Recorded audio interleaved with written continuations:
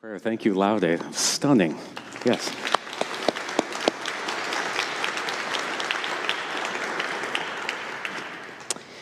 I am still emotional thinking about Bad Bunny's singular halftime show last Sunday evening. I hear I'm not alone. It's joyful resistance, yes, but it's even more joyful insistence that Puerto Ricans and all Spanish speakers and peoples whose bodies and cultures do not fit narrow white English-speaking norms are Americans too.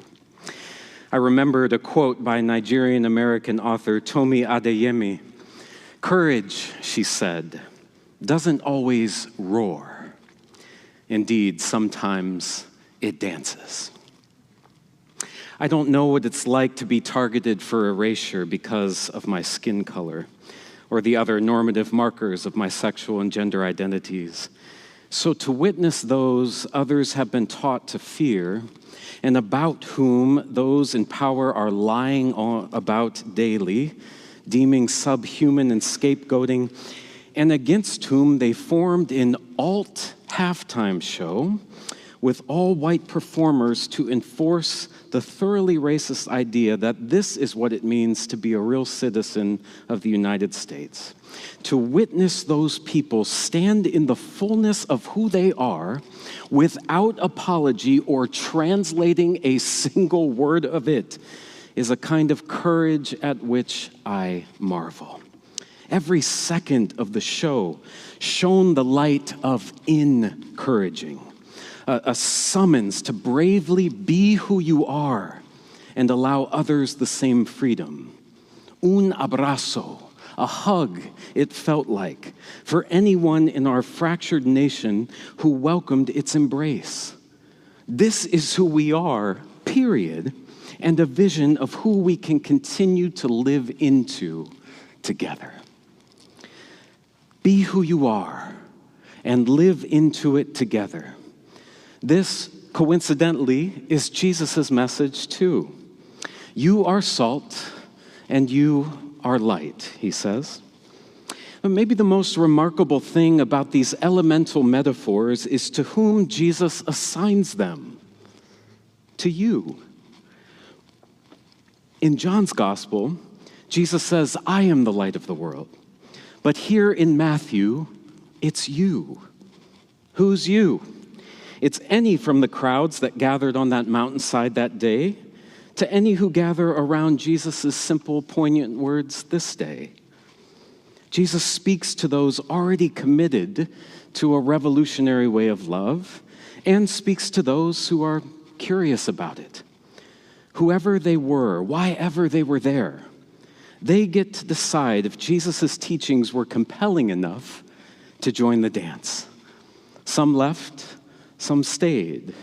But as Barbara Brown Taylor, to whom I owe the inspiration for much of this message, said, Jesus wasn't trying to build a platform, he was trying to change the world. His words shone with the invitation. Whoever you are welcome to come try with me. No belief or confessional requirements, by the way. Even more fascinating about the you here is that in Greek, you is plural, as in you all, or y'all, or all y'all. What does it mean to be salt and light? It is a question the community takes up together.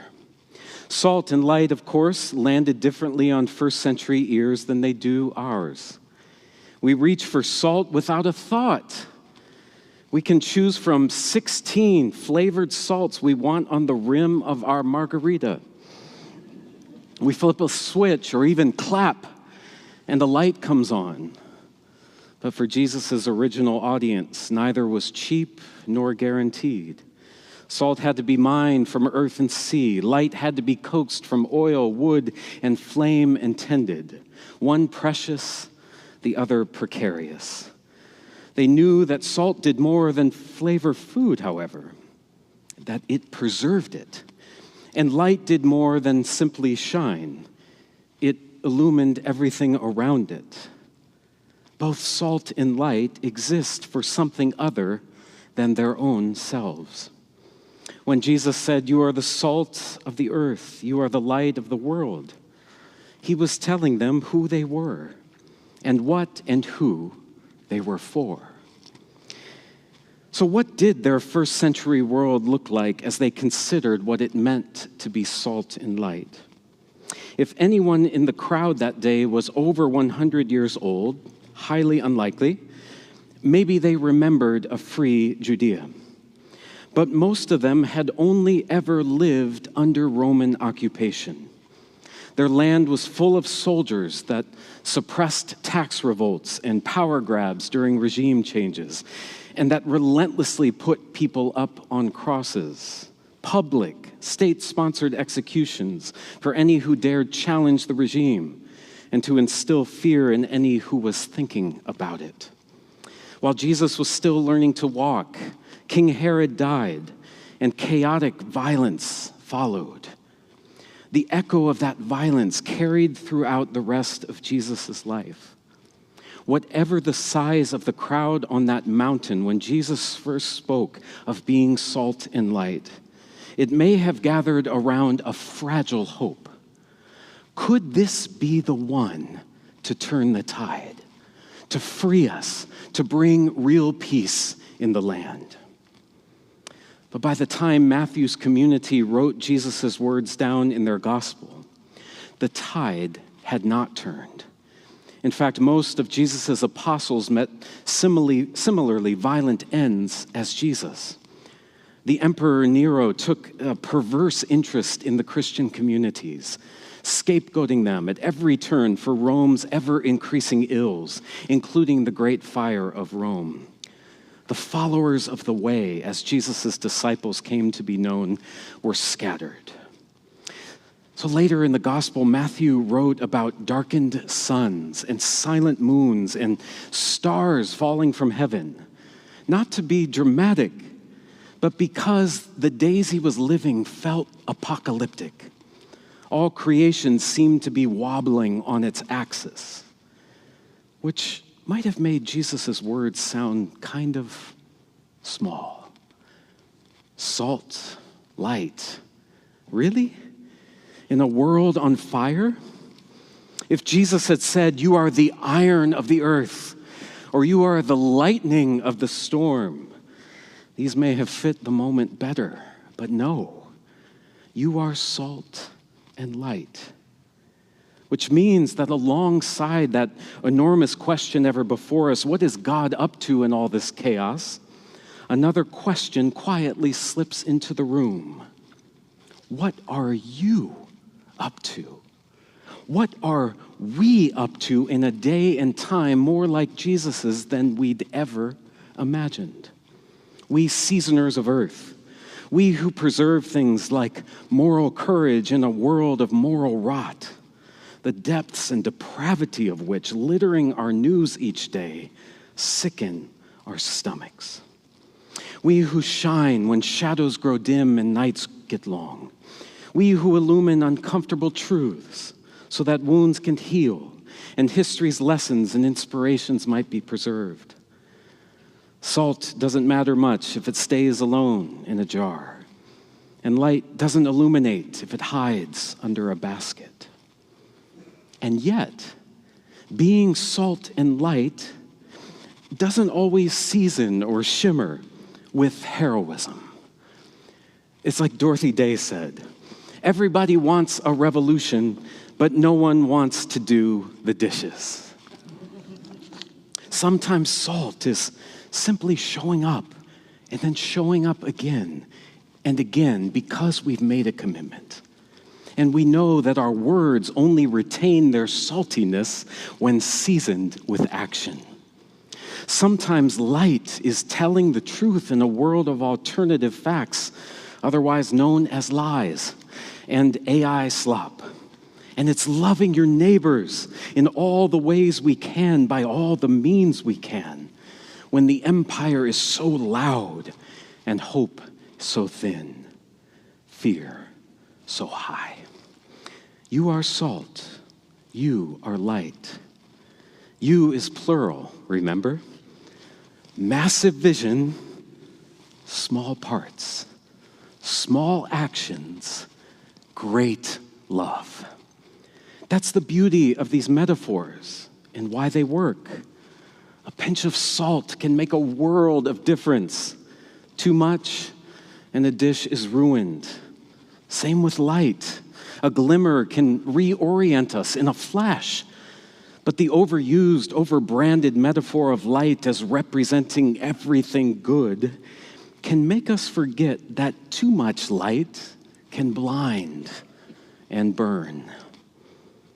Our world is suffering with our too muchness, our bigger is betterness. Empires are collapsing under the weight of their consumption and consequent output. Other nations and peoples exploited until extraction is complete, and then they are promptly discarded and forgotten. The gutting of previously agreed climate cooperations is putting everyone's futures in peril. And the results of this inherent environmental racism disproportionately harming people of color again and again. How do we summon enough salt and light from these human-sized containers compared to all of that? When flavoring and shining are such subtle things. Even as all the lumens we can collectively muster right now seem to fall woefully short. These are the questions that linger as we leave this season of Epiphany, the season of light, and enter the season of Lent, the season of shadows this week. We need encouraging, the instilling of courage more than ever. Last Sunday, one of my living preaching heroes, Reverend Dr. Otis Moss III, told his Southside Chicago congregation that we were all made for this moment in history. Turn within and have a serious session with your soul, he implored, and you'll hear a voice speaking back. You were built for this. Courage, in other words, lies within. We simply have to summon it by virtue of being made in the image of the one who said, "Let there be light." It only takes a spark to recall this truthy goodness that swirls in our bones and saturates our being. And to believe, as Frederick Douglass said, that "let there be light" has not yet spent its force. We are encouraged by the still creating Spirit of God in our midst. And that Spirit leads us to encourage each other, calling forth our salty luminosity in all its myriad forms. These works of love may be small, they may feel insignificant, but they are very real antidotes to fear, to shine in our dignity, insisting on love in the face of hatred, and using all our loving energies for the common good. Watch fear go running. Once exposed, it doesn't know what to do when confronted with loving confidence and humanity.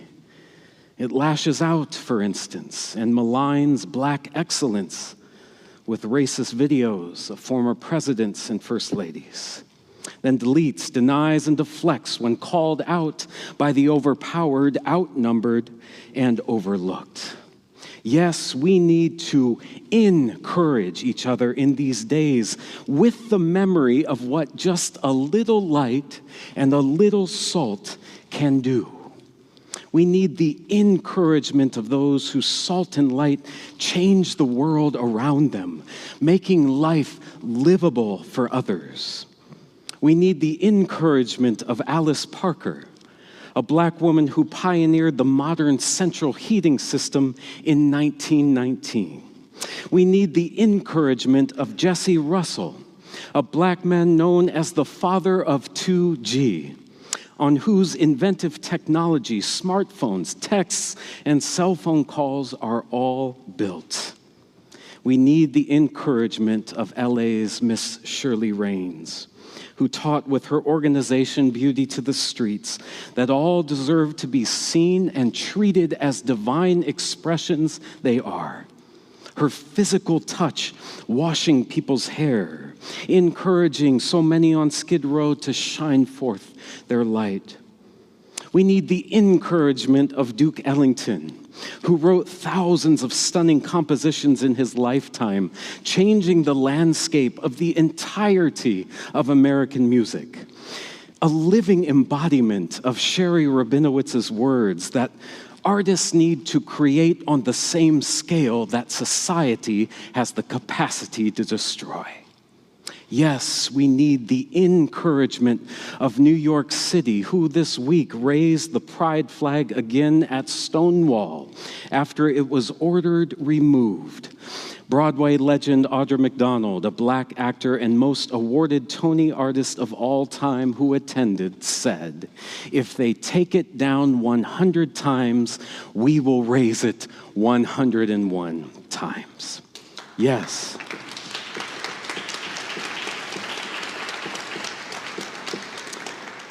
Yes, we need the encouragement of those who sat when told to move and those who stood their ground when told to sit down and shut up. We need the encouragement of those who resolve to remain decent in indecent times, who resist being swayed by the temptation to return dehumanization, and who believe that love still overcomes. That a single flame tended in love shines brighter than 1,000 suns. That a little salt that seasons a conversation to remind someone of their belovedness can taste better than a 3-star Michelin-rated dish at LA's finest. No, courage doesn't always roar. Sometimes it dances. Sometimes it sings. Sometimes, many times, it does the unseen behind the scenes. You are salt. You are light. Be who you are, and let's live into it together. This little light of mine, I'm going to let it shine. How about you? All of you, which is to say, all of us. Let it shine, please, let it shine. Amen.